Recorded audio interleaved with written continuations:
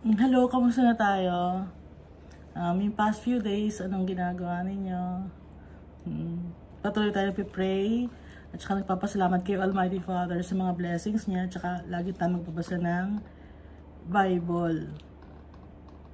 Kasi ito yung salita ni Almighty Father. Yung Genesis, Exodus, Leviticus, Numbers, and Deuteronomy, sinulat siya ni Moses.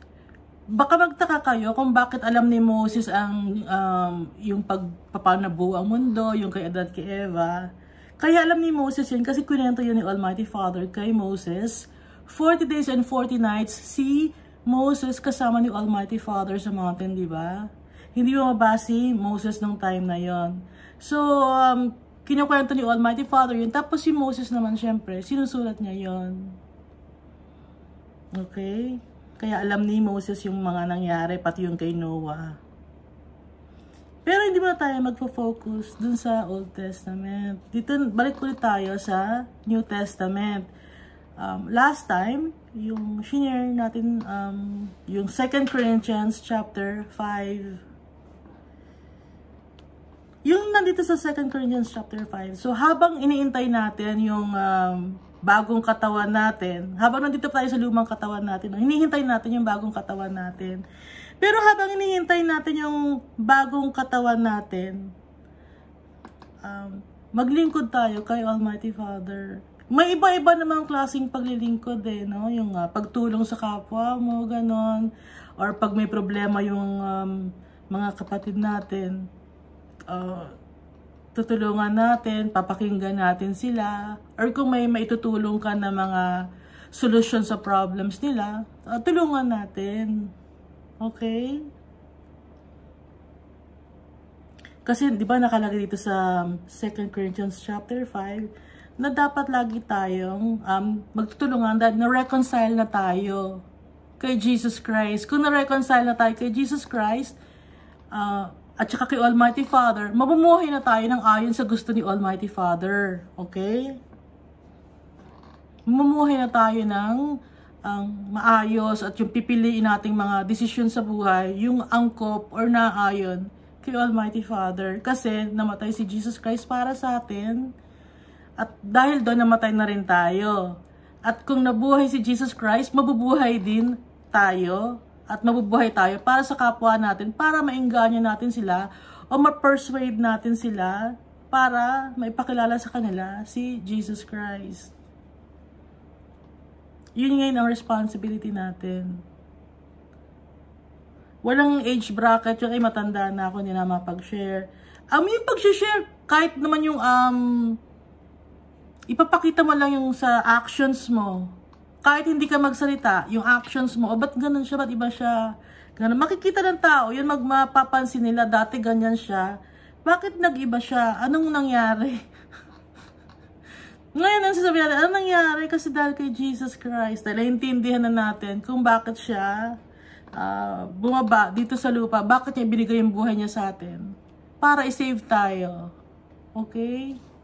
At dito na ngayon sa chapter 6, 2 Corinthians chapter 6.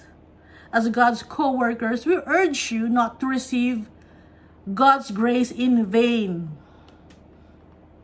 Not to receive God's grace in vain. Kundi yung pagpapakasakit, wag nating ibaliwala yun. Co-workers, God's co-workers, tayo yon, magkakasama tayo, nagtatrabaho para kay Almighty Father. Pantay-pantay tayo, walang lamangan. Pantay-pantay tayo sa paningin ni Almighty Father. Tuloy natin na. For he says, in the time of my favor, I heard you, and in the day of salvation, I helped you. Nag-quote ngayon dito si Paul, galing sa Old Testament na sabing, in the time of my favor, I heard you. And in the time of salvation, I helped you. Ito yung sinasabi ni Almighty Father na prophecy to. Okay? Prophecy na pinapasabi ni Almighty Father.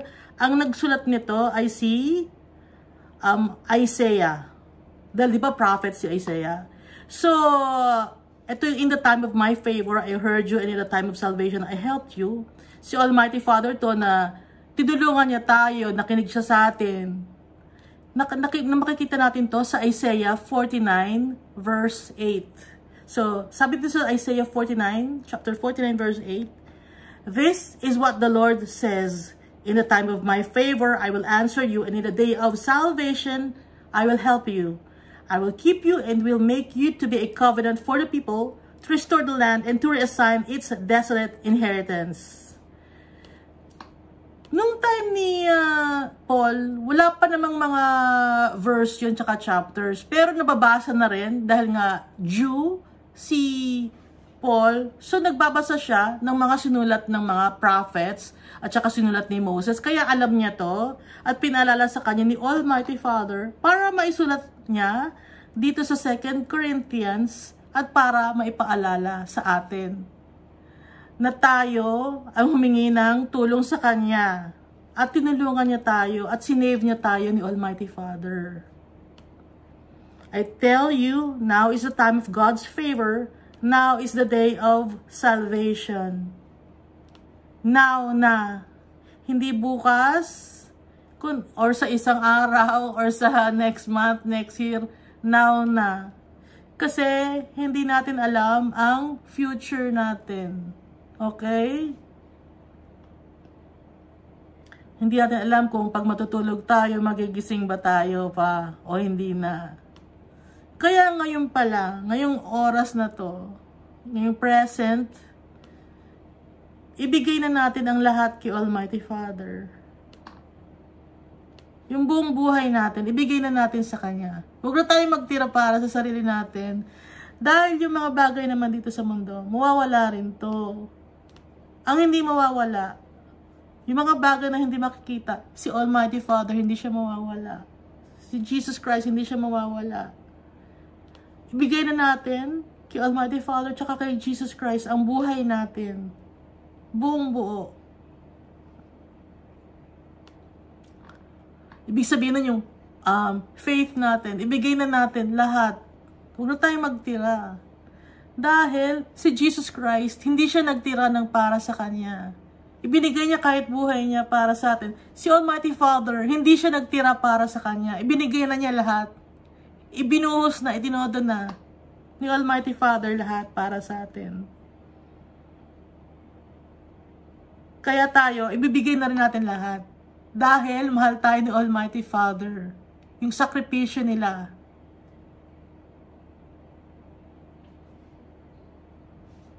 Kaya hindi dapat tayong tira pa ng para sa, ay hindi, gusto ko pa magtira para sa akin, gano'n.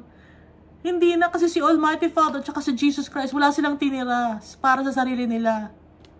Dahil sa pagmamahal yun nila sa atin.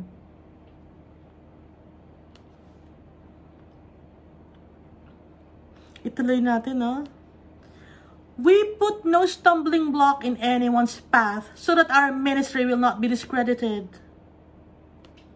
Sabi ni Paul, hindi siya nagpakita ng masasamang gawain para hindi siya mapulaanan.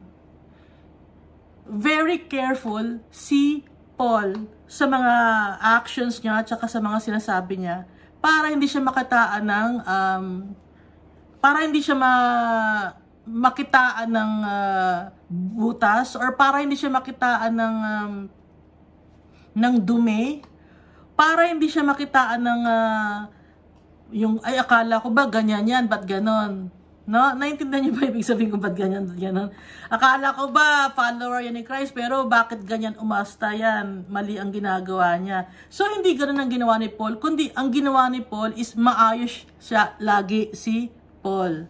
Kaya we put no stumbling block in anyone's path so that our ministry will not be discredited. Para pagtiwalaan. No? Para pagtiwalaan. Para tayo rin, ganun din. Para pagtiwalaan tayo. Ibigay na natin ang lahat. Ibigay natin kay Jesus Christ sa actions natin tsaka sa mga salita natin. Buong puso. Para hindi tayo mapulaanan. Hindi mapulaanan ang ministry ni Jesus Christ tsaka ni Almighty Father.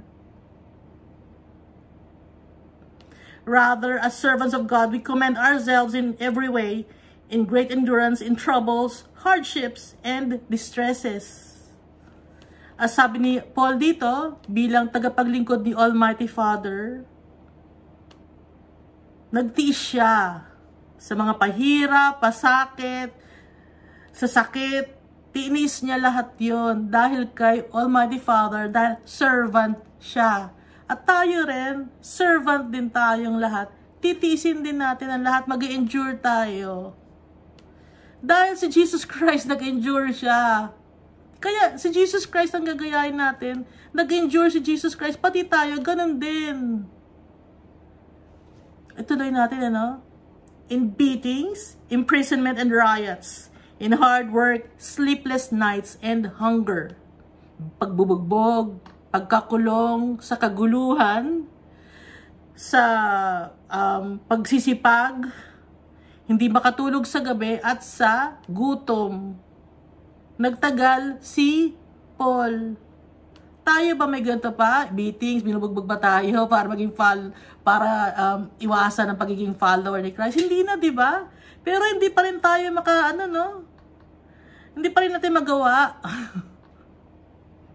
hindi naman pumipigil sa atin maging follower ni Christ. Pero itong si Paul, may pumipigil sa kanya, no? Pinipigil siya nung time na to. Pero ngayon, wala na pumipigil sa atin. So, ano pa ang dahilan natin para hindi paglungkuran si Almighty Father? Para hindi sa kanya magtiwala? Wala tayong dahilan. Ano pa ang dahilan natin?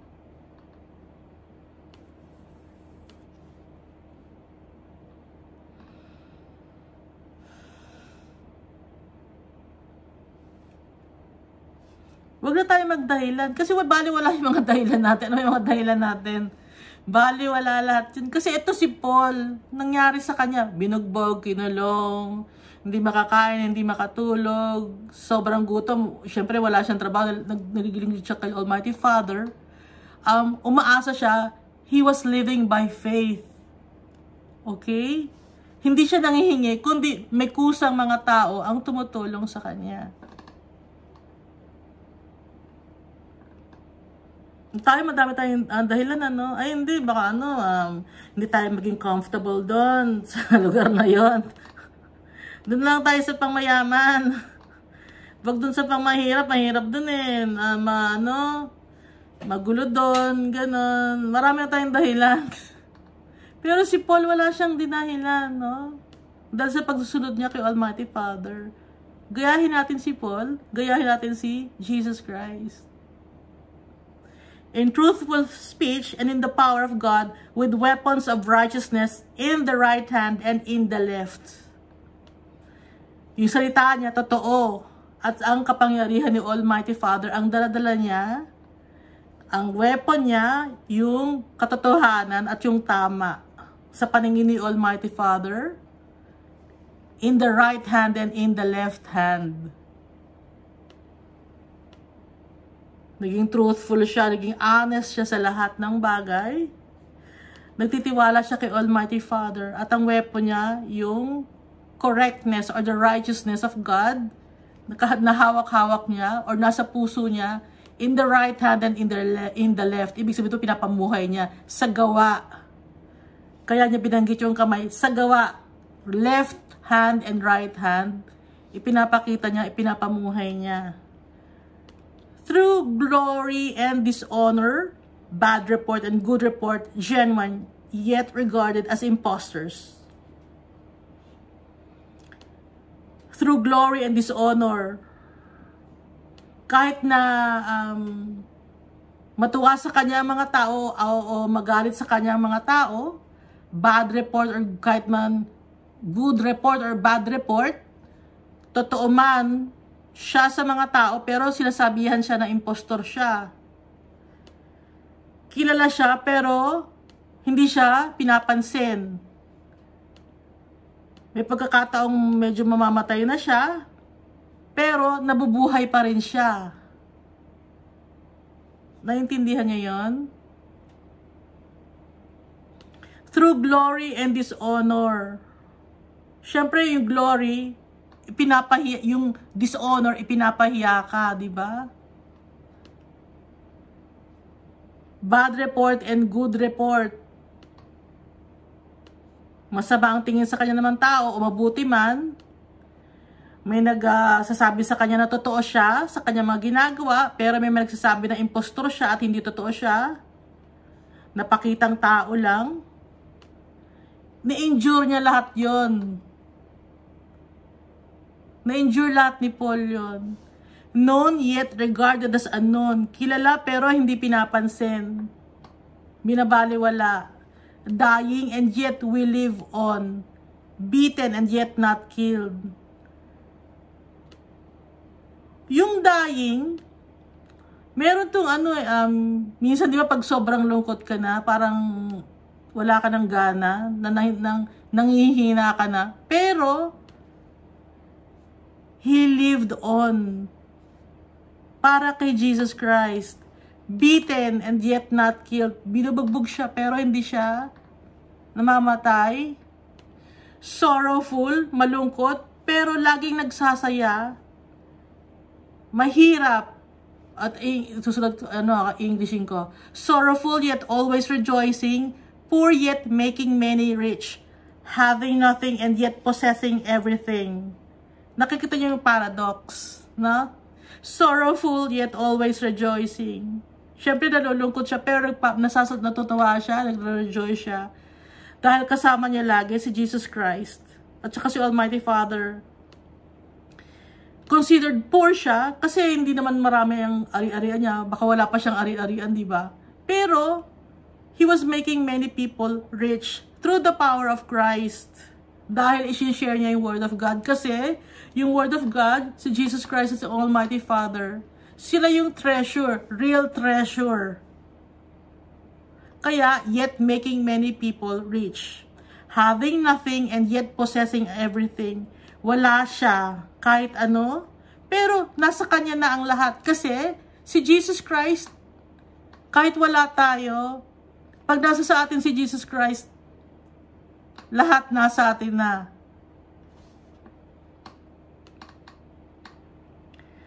We have spoken freely to you, Corinthians.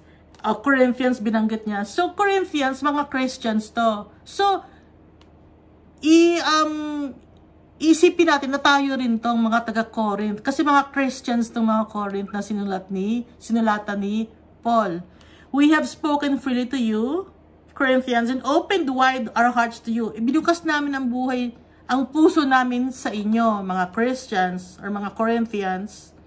We are not holding our affection from you, but you are withholding yours from us. Ibinibigay namin lahat ng pagmamahal namin sa inyo, pero hindi din nyo binibigay lahat-lahat. Nagtitira pa kayo ng para sa sarili ninyo, sabi ni Paul. So huwag na tayo magtira ng para sa sarili natin. Ibigay natin lahat kay Almighty Father, tsaka kay Jesus Christ, yung lakas natin. Yung kalakasan natin, lahat-lahat, yung buong pagkatao natin. Mind, body, and soul. As a fair exchange, I speak as to my children, open wide your hearts also. So, ibukas din natin ang puso natin. Gaya ng ginawa ni Jesus Christ, ibinigay niya ang lahat. So, tayo, ibibigay na rin natin lahat. Itodo na natin. Dahil, today is a day of salvation. Ngayon na. Huwag na tayong mag-antay pa or hindi, may gusto pa akong gawin sa buhay ko, gusto ko pang yumaman, gusto ko pang magpagpatayo ng malaking bahay. Makakapagpatayo ka ng malaking bahay pero masisira din yon.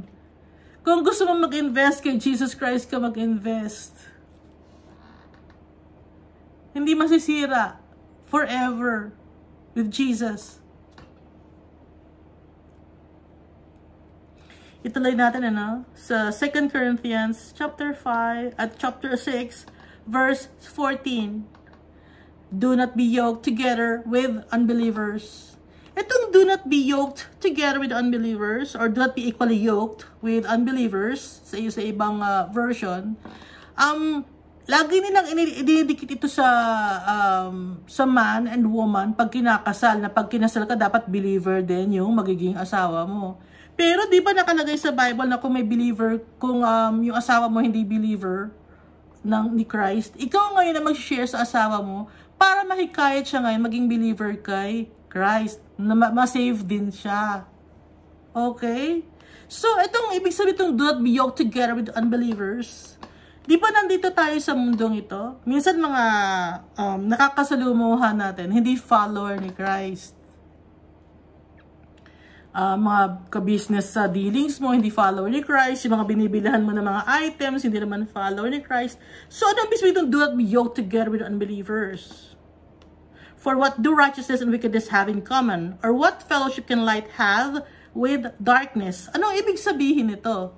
Ang ibig sabihin nito, huwag na tayong umayon sa mundong ito. Hindi ito tungkol sa man and woman ng kasal, no? Itong verse ito, kasi lagi ididikit ito sa man and woman pag yung magkakaroon ka ng isang boyfriend or girlfriend, ididikit ito, kailangan Christian. Pero, ibig sabihin itong verse na to, huwag na tayong makiayon sa mundo na to. Meron man tayong ka-business dealings, kung may ginagawa man yung ka-business dealings natin or yung partner natin sa business ng masama, huwag na tayong makiayon sa ganon. Yun ang ibig sabihin nito. O kung yung may isang unbeliever, no, kaibigan mo siya, mahilig siyang magpunta sa mga bar. Huwag ka nang sumali sa pagpupunta sa mga bar. Kasi hindi ka na kasali rito sa pagpunta sa bar dahil Christian ka na. Kung may malakas uminom ng alak na kaibigan ikaw, makikisali ka pa ba? Hindi na, kasi Christian ka na eh. Nagfa-follow ka na kay Christ. Kung anong ginagawa ni Christ, yun ang susundin natin. Siya kasi ang example. Okay? Yun itong ibig sabihin nito. Hindi tayo equal sa mundong ito. Nandito man tayo sa mundong ito, hindi tayo dapat lumakad ng naaayon sa kung ano ang dinidikta ng mundong ito. Dahil ang mundong ito hindi para sa mga Christians, kundi nandito lang tayo habang wala pa tayong damit na bago na galing kay Jesus Christ. Habang hindi pa niya tayo kinukuha, may mission pa tayo dito sa lupa. Pero habang nandito tayo sa mundo na to, hindi tayo dapat makiayon. Ipakita natin sa mga tao kung paano ang maging isang tunay na Kristiyano.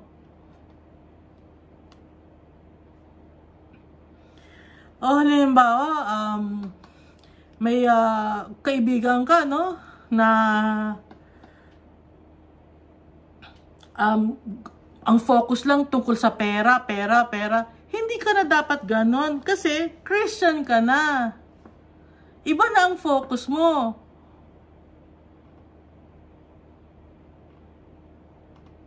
Naiintindihan natin? Alam mo, student ka, o kailangan matalino yung kaklase ko, nagkokopyahan sila, makikikopya na rin ako. Hindi natin na gagawin yun. Kasi, Kristiyano na tayo. Hindi tayo dapat makiayon sa mundo na ito.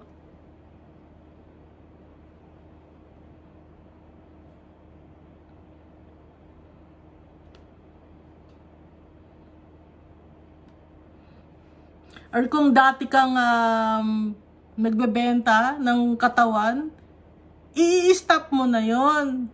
Kasi, yung flesh mong, yung inaano mo nun, ibinibenta mo, katawan na ni Kristo yung nasa sa iyo yung temple na tayo ni Jesus Christ, yung katawan natin. Kaya hindi mo na ibibenta yung katawan mo sa iba kasi yung katawan natin kay Jesus Christ na, kay Almighty Father na mabubuhay tayo para sa kanila. Dahil namatay si Christ para sa atin. Kaya iba na tayo. Hindi na tayo dapat makiayon sa mundo na to. May mga followers ni Christ na nakikiayon pa rin, gaya ng, pero nag-aanyo sila. Hindi sila totoong followers ni Christ.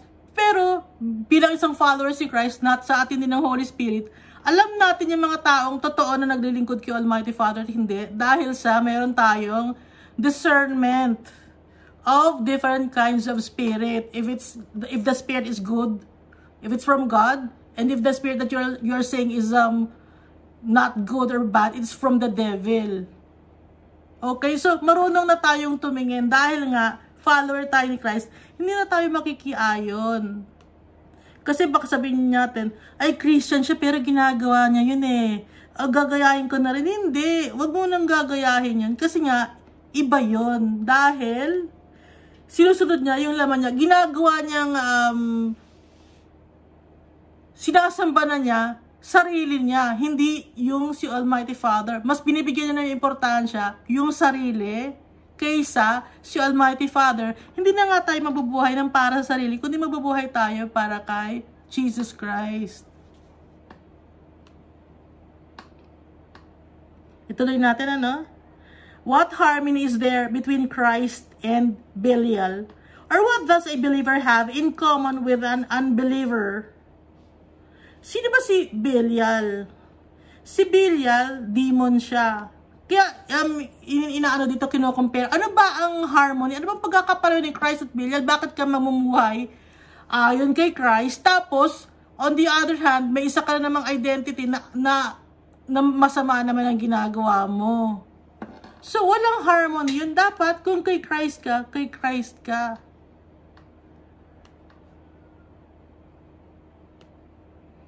At hindi na tayo, what does a believer have in common with an unbeliever? Ano ba ang common natin sa mga hindi nagpa-follow kay Christ?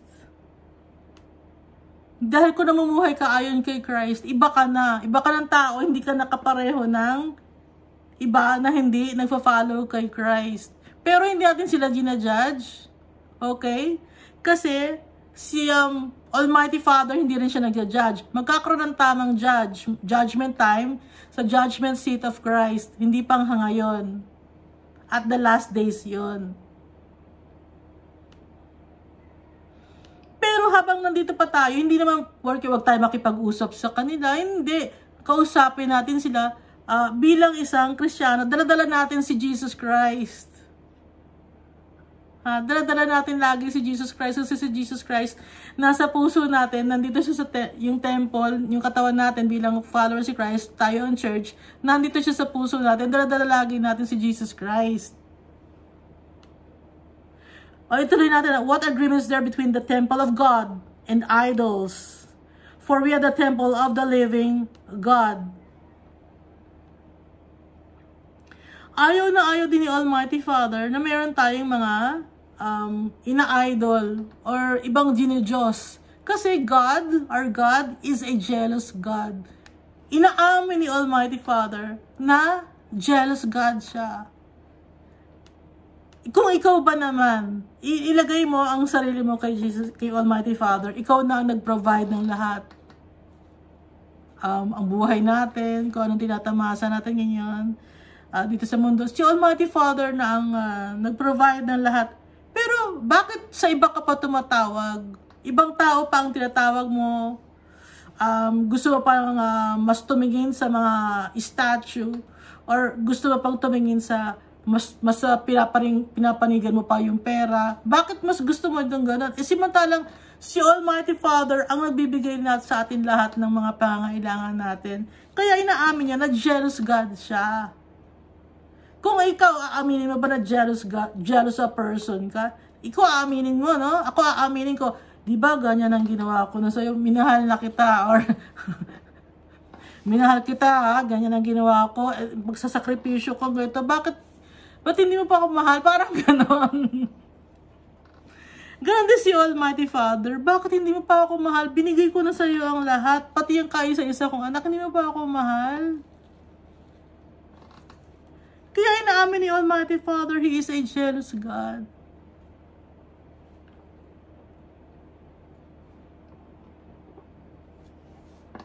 Kaya ayaw na ayaw ni Almighty Father na may iba tayong Diyos. O kinikilalang Diyos, or kinikilalang mas importante pa kay Almighty Father. Gusto ni Almighty Father, siya ang pinaka-importante sa lahat. Dahil siya ang Diyos ng mga Diyos at Hari ng mga Hari. Di ba pag yung mga nasa ibang bansa na may mga kings and queens, ang laki ng tingin ninyo? Bakit kay Jesus Christ, kay Almighty Father, hindi malaki ang tingin ninyo? Samantala si Jesus Christ at si Almighty Father, ang may-ari ng mundo, yung mga bagay na nakikita natin, at yung mga hindi natin nakikita, sila ang may-ari. At dahil anak na nila tayo, adopted tayo. Adopted sons and daughters tayo. So, ibig sabihin nun, tayo na rin ang may-ari nun. Mas mataas pa ang ranking natin sa mga hari at reyna dito sa mundo.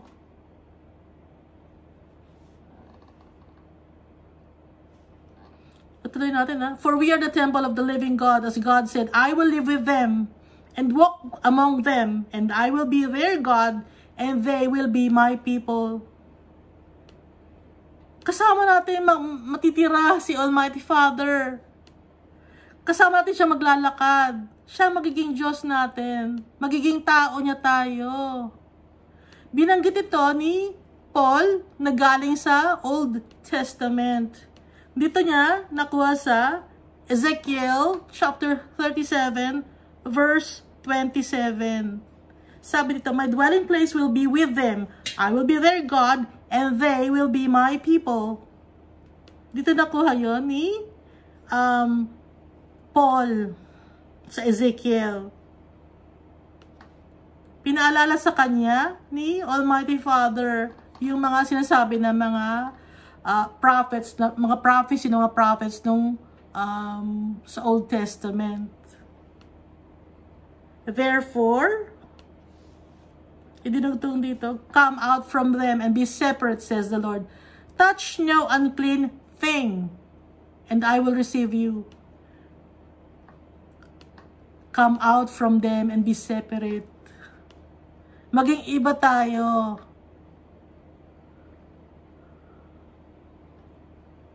Huwag tayong, yung separate dito, yung, di ba, akala nyo lalayo, hindi, alisin na natin to, hindi tayo makikipag-kausap sa mga hindi follower ni Christ. Ibig sabihin ng, come out from them and be separate, ibahin natin ang actuations natin, ang kilos natin, ang galaw natin, maging kakaiba tayo, dahil follower tayo ni Christ, at hindi na tayo magta-touch ng unclean thing, para matanggap tayo ni Almighty Father. Kasi si Almighty Father, gusto niya tayong tanggapin lahat. Pero madumi tayo. Hindi pwede si Almighty Father sa mga may kasalanan. Simula pa nung Old Testament, ayaw ni Almighty Father ng mga bagay na madudumi. Yung makakasalanan, ayaw ni Almighty Father kasi tinawag niya tayo para maging holy. Dahil si Almighty Father at saka si Jesus Christ, holy sila. May mga pagkakataon na hindi tayo, na syempre, andito pa tayo sa lupa, nagkakasala pa rin tayo, di ba? Pero hihingi tayo ng tawad kay Almighty Father, nalinisin tayo ng blood ni Jesus Christ para matanggap tayo ni Almighty Father, dahil yung blood lang ni Jesus Christ ang makakapaglinis sa atin. Wala na ibang blood, kundi blood lang ni Jesus Christ ang makakapaglinis ng kasalanan natin.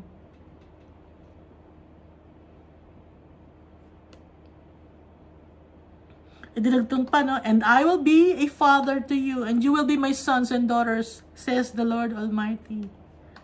Ang gandang pakinggan, magiging tatay natin siya, tayo magiging anak niya, says the Lord Almighty.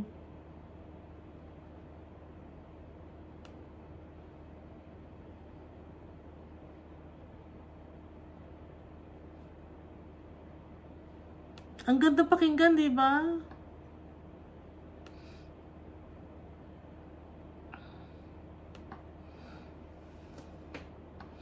Dito yan galing sa Isaiah 52:11. Depart ye, go ye out from thence, touch no unclean thing, go ye out of the midst of her, cleanse yourselves, ye that bear the vessels of Jehovah. Sa Isaiah 52, verse 11. Touch no unclean thing, para matanggap tayo ni Almighty Father. Doon yan galing sa Isaiah chapter 52 verse 11. Pag madumi tayo, hindi tayo matanggap, kahit gusto niya tayong tanggapin, yakapin, mahalin, hindi tayo mamahal kasi nga holy si Almighty Father. Isinacrifice na niya lahat. Ituloy natin, ano? And I will be a father to you, and you will be my sons and daughters, says the Lord Almighty. Nakuha naman ito ni Paul, pinaalala ni Almighty Father sa kanya kay Paul. Galing to sa 2 Samuel, chapter 7, verse 14. I will be his father, and he will be my son. When he does wrong, I'll punish him with a rod wielded by men, with floggings inflicted by human hands. Dahil anak tayo na turuturing ni Almighty Father, gusto niya tayong laging malinis. At pag magkakasala tayo, syempre, pagsasabihan niya tayo. Kasi anak na niya tayo eh.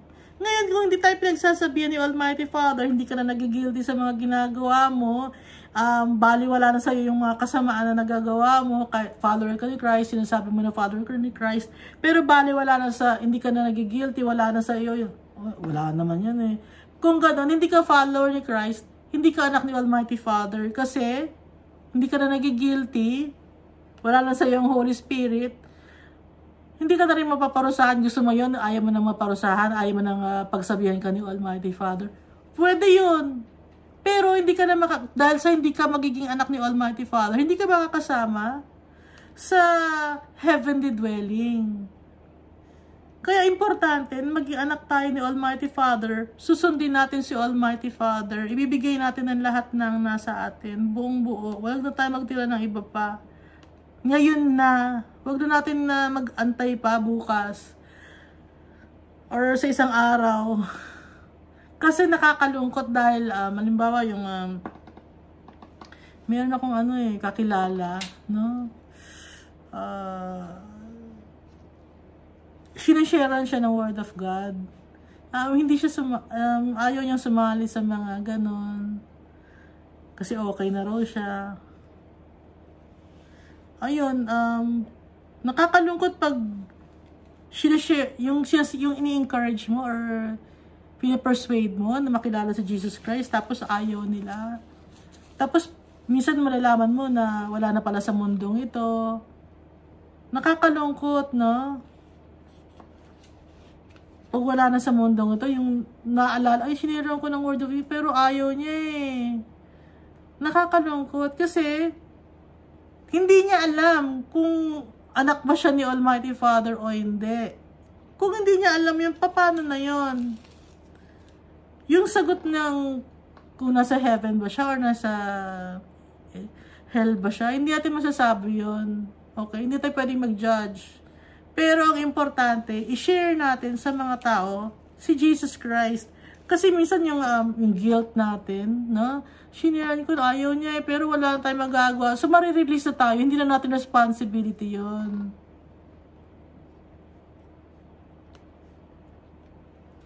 Kaya ngayon, pag nag-share tayo sa mga tao, marirelease na yung burden natin. Kaya nag-share din ako sa inyo. Para ma-release din yung burden ko, yung responsibility ko. Kayo rin may responsibility as children of God na i-share sa mga tao, not only by words, but by works as well.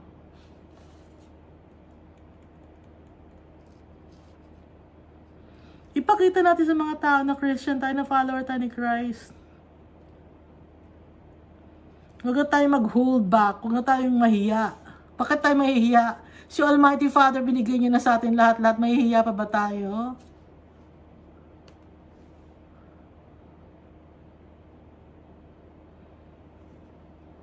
Habang hinihintay natin yung bagong katawan natin, habang nandito tayo sa lupa, ibigay na natin kay Almighty Father lahat, tsaka kay Jesus Christ. Mahal na mahal nila tayo. Gusto nila tayo makasama sa langit. O baka sabihin nyo, ayaw ko, dito lang ako sa earth. Nabubulok ang earth. Nabubulok. At hindi si Almighty Father ang naghahari dito. Although si Almighty Father ang gumawa ng lahat ng bagay, kiniklaim ngayon ng kaaway na siya ang gumawa nito, siya ang may-ari nito. Kasi nandito lahat sa mundo ang kasamaan.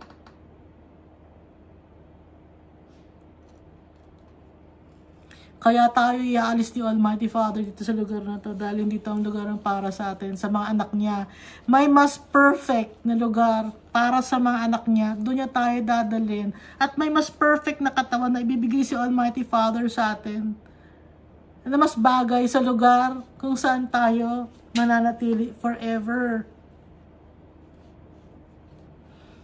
At habang hindi pa, huwag kayo matatakot kasi baka ngayon na. Takot kayo, di ba? Habang hindi pa, mamuhay tayo ng ayon kay Jesus Christ. Alam naman ninyo kung ano yung mga bagay na naaayon kay Jesus Christ saka hindi, di ba? Dahil sinishare naman natin sa inyo lahat ang nandito sa Bible. Kaya, lagi tayo magbabasa ng Bible, malaman natin kung ano ang gusto ipagawa sa atin ni Almighty Father tsaka ni Jesus Christ.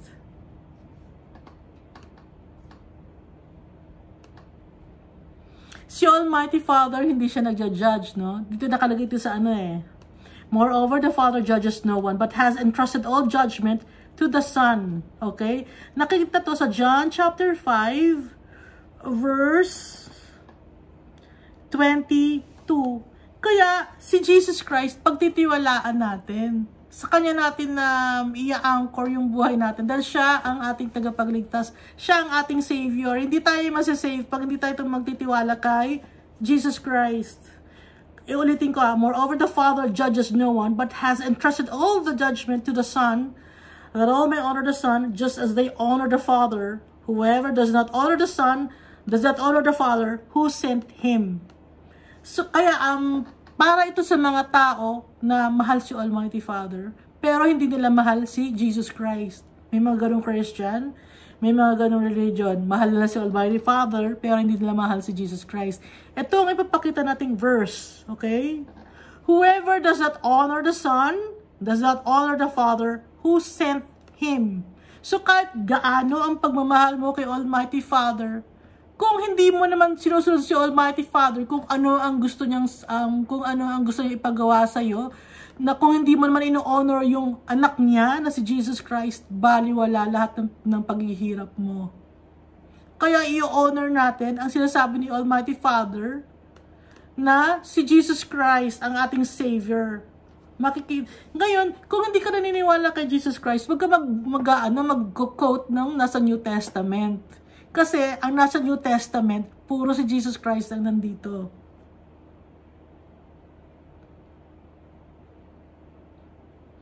Kasi may nagsasabi Christian daw sila.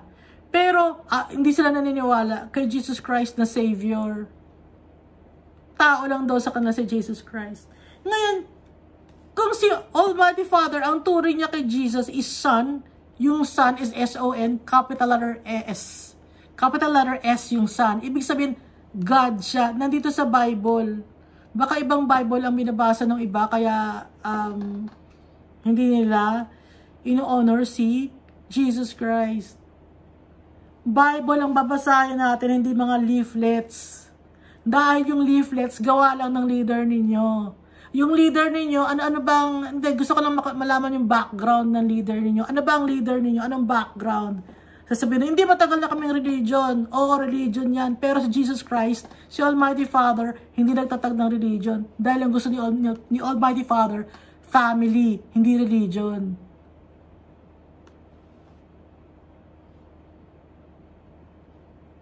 Kaya kahit anong religion mo, tanggap ka ni Almighty Father, basta maniwala ka lang kay Jesus Christ. Kahit anong religion mo. Maniwala ka kay Jesus Christ para masave ka. Follow natin ang sinasabi ni Almighty Father at si Jesus Christ. Ngayon, kung hindi ka naniniwala kay Jesus Christ, so up to now, magbibigay ka pa ng alay, papatay ka pa ng hayop. Ha? Papatay ka pa ba ng hayop? Ay, hindi na, nanghingi na lang kami ng ng offering weekly. Nililista namin kung magkano ang offering nila. Hindi tama yon. Ang tama, magtitiwala tayo kay Jesus Christ, na padala ni Almighty Father. Whoever does not honor the Son does not honor the Father who sent Him.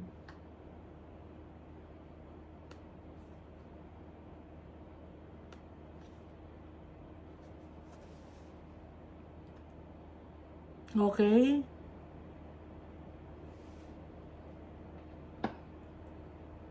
Minsan masama ang loob ni Jesus Christ. Nakalagay dito eh.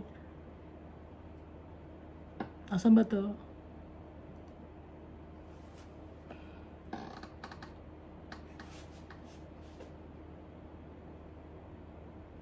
Ito sabi ni Jesus Christ, sa John pa rin to, no? You study the scriptures diligently because you think that in them you have eternal life. May mga tao na nag-aaral ng tungkol sa scriptures, no, na akala nila makakakuha sila ng eternal life dahil sa pag-aaral ng salita ng Diyos. Pero kung hindi naman nila i-acknowledge si Jesus Christ, baliwala din. These are the very scriptures that testify about me, yet you refuse to come to me to have life. Sabi ni Jesus Christ.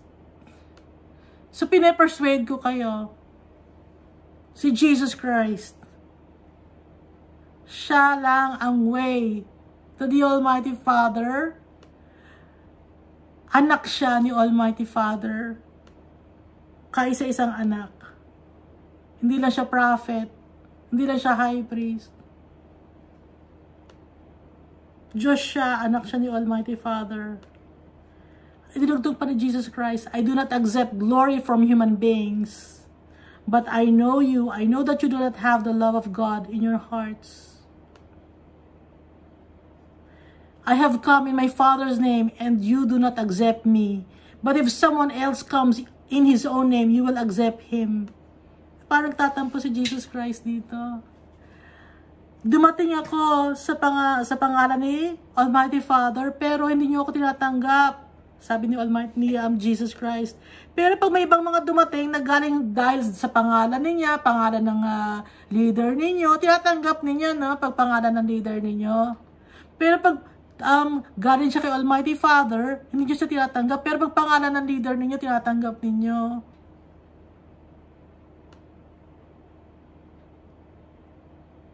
So, tanggapin natin si Jesus Christ. Mahalin natin si Jesus Christ. Siya lang ang kaisa-isang Lamb of God that takes away our sins.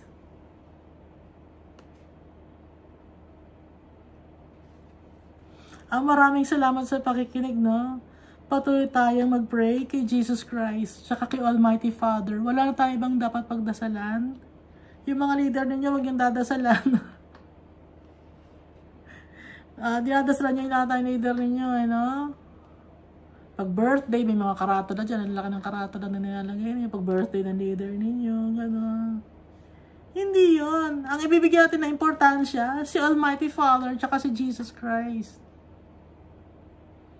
Hindi nila kailangan ng karatula. Kundi, yung karatula ilalagay natin sa puso natin, sa isip natin. Yun ang karatula ni Almighty Father tsaka ni Jesus Christ. Sa puso at isip natin may pamuhay natin. Yung mga salita nila. Maraming salamat. Thank you sa pakikinig. God bless us all. Lagi tayong magbabasa ng Bible para mabuksan ang isip natin, ang puso natin.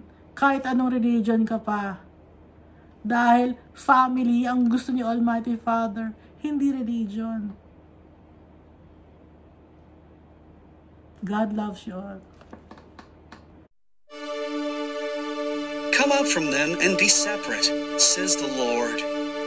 Touch no unclean thing, and I will receive you. And I will be a father to you, and you will be my sons and daughters, says the Lord Almighty.